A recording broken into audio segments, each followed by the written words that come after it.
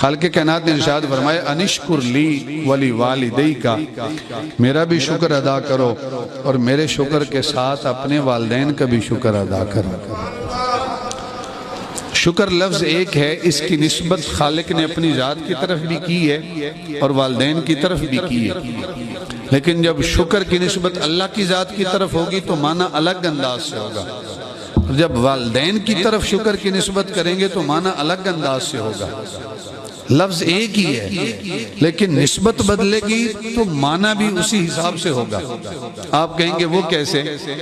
انشکر لی معنی کیا کہ میرا بھی شکر ادا کرو، اور حقیقی شکر مراد ہے، اس لیے کہ میں تمہارا خالق ہوں، مالک ہوں، رازق ہوں، حقیقی مالک ہوں، میرا بھی شکر ادا کرو۔ ولی والدی کا، اور والدین کا بھی شکر ادا کرو، لیکن حقیقی شکر نہیں، مجازی شکر، اس لیے کہ والدین تمہارے مجازی خالق ہیں، میں حقیقی خالق ہوں، والدین مجازی خالق ہیں۔